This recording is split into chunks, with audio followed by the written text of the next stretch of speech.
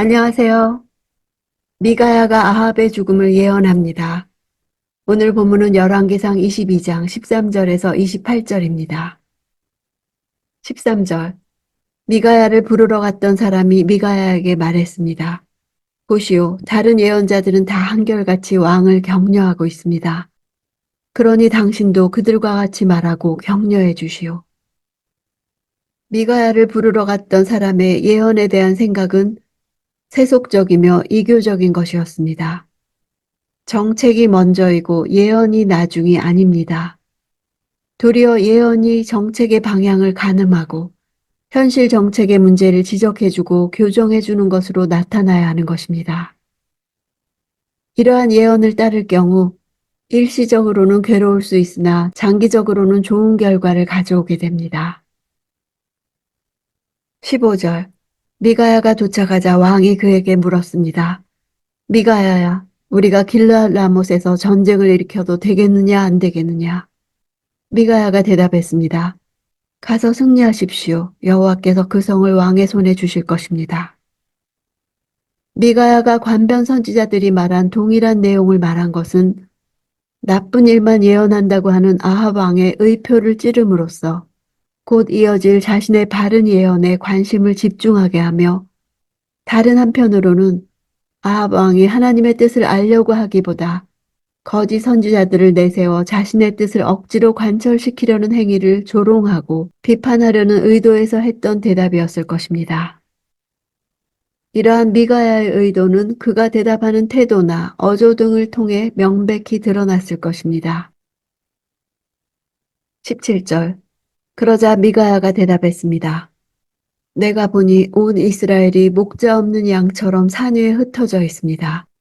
여호와께서 말씀하시기를 이들에게 주인이 없으니 각각 평안히 자기 집으로 돌아가게 하여라 라고 하셨습니다. 여기서 흩어져 있다는 단어는 산산이 깨뜨리다, 부수다 라는 뜻으로 양들이 한가롭고도 평화롭게 흩어져 풀을 뜯어먹는 모습이 아니라 맹수의 공격을 받은 상태에서 보호해줄 목자가 없어서 제각기 흩어져 있는 모습을 나타냅니다. 이는 이스라엘이 전쟁에 패배하여 지도자를 잃어버리고 방황하는 모습을 나타내기 위해 사용되었습니다. 왕의 죽음이 도리어 이스라엘의 평안을 가져다 준다는 내용은 아합의 불신앙과 폭정의 폐해가 얼마나 심각한 것이었는지를 짐작케 합니다. 결국 북이스라엘의 왕 아합이 백성을 위한 통치를 제대로 수행하지 못하자 운명 공동체로 여겨졌던 아합과 백성이 분리될 것을 상징해주고 있습니다. 즉 아합은 죽지만 백성들은 계속해서 삶을 영위할 것입니다. 그리고 아합의 죽음은 아합 한 사람의 죽음일 뿐 북이스라엘의 비극으로 여겨지지 않을 것입니다. 20절. 여호와께서 누가 아합을 속여 길르앗 라못에 올라가서 죽게 하겠느냐고 하셨습니다. 그러자 누구는 이렇게 하겠다고 하고 누구는 저렇게 하겠다고 했습니다. 이 내용은 욥기나 이사야서에서도 나왔던 천상회의의 모습입니다. 하나님께서 아합에게 일어나고 있는 일련의 사태에 대한 전모를 보여주시는 것은 궁극적으로는 아합이 자신의 죽음을 피할 수 있도록 하시려는 의도가 담긴 계시인 것입니다.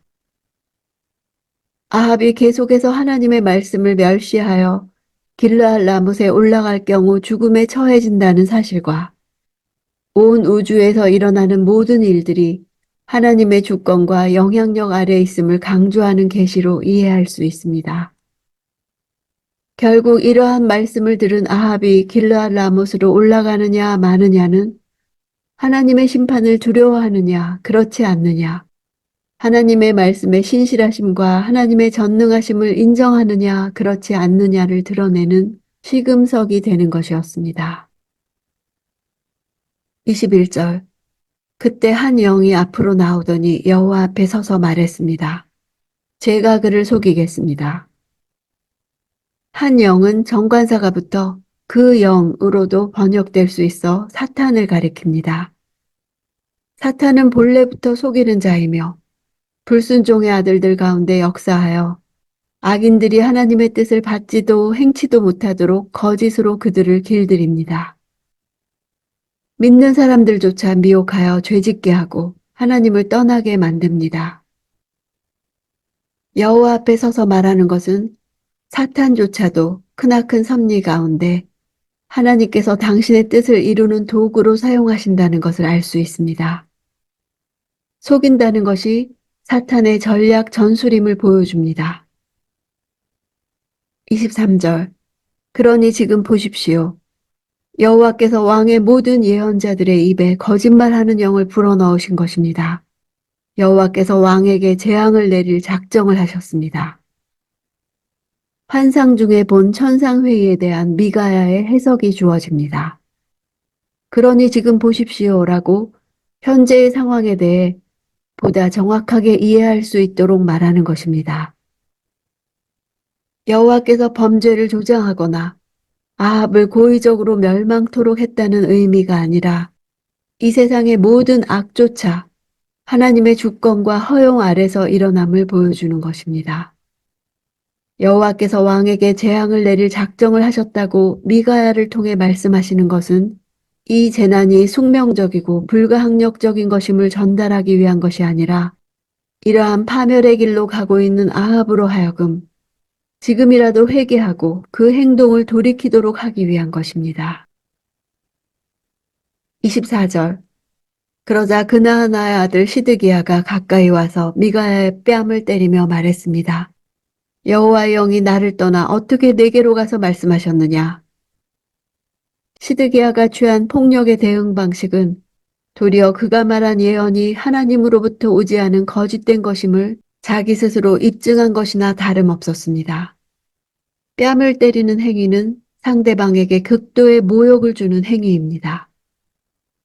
시드기야는 자신의 예언에 대해 확신에 찼으나 문제는 그 예언이 거짓말하는 영으로부터 왔다는 것입니다. 거짓 예언자는 자신이 마치 여호와의 영을 독점할 수 있기라도 한 것처럼 행동합니다. 이렇게 잘못된 종교는 난폭함과 교리적 왜곡과 인격적 오만과 독선을 낳습니다. 25절. 미가야가 대답했습니다. 내가 골방에 들어가 숨게 되는 날 알게 될 것이다. 골방이란 단어는 생명을 구하기 위해 숨는 피난처란 뜻이 있습니다. 골방에 숨는 날이란 아합이 전쟁에 나가 패하고 죽었다는 소식이 전해짐으로 인해 전쟁에서 승리할 것이라고 거짓 예언한 시드기야가 자신의 목숨을 구하기 위해 두려워하며 피하는 일에 급급할 날이 올 것이라는 뜻입니다. 27절. 내가 말하는데 이 자를 감옥에 넣고 내가 무사히 돌아올 때까지 고생의 빵과 고생의 물만 먹이라. 고생의 빵과 고생의 물은 죄수에게 공급되는 겨우 목숨을 연명할 정도로 지극히 적은 양의 음식에 대한 문학적 표현입니다. 하나님의 선지자에게 소량의 양식을 공급하여 그가 육체적으로나 정신적으로 연약해지면 예언의 능력도 더불어 약화될 것이라는 미신적 발상에 따른 것입니다. 우리는 성경을 통해서 하나님께서 앞으로 올 하나님 나라의 일을 계획하기 위해 하늘에서 열리는 회의를 주최하신다는 사실을 알게 됩니다. 삼위일체 하나님께서 인간을 창조하시고 만드실 때도 회의를 하셨습니다. 최초의 전투가 일어나는 장소는 전쟁터가 아니라 천상회의입니다.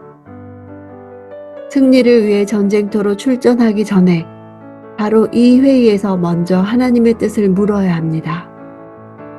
대부분의 성도들이 하나님께 묻지 않고 성급하게 전쟁으로 돌입합니다.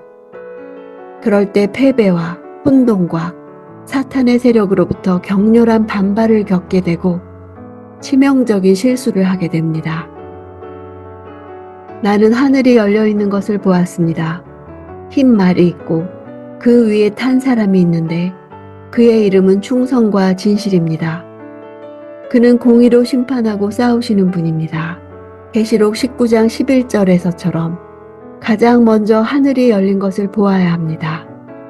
그때 하늘에서 오는 계시가 있습니다.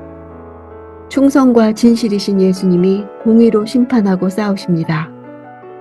예수님이 공의로 심판하실 때 비로소 우리는 승리할 명분을 얻는 것입니다.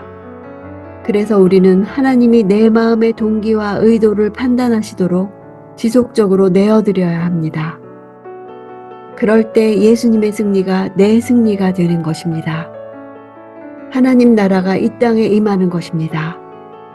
천상회의를 볼 수 있도록 우리 눈을 열어주시길 기도합시다.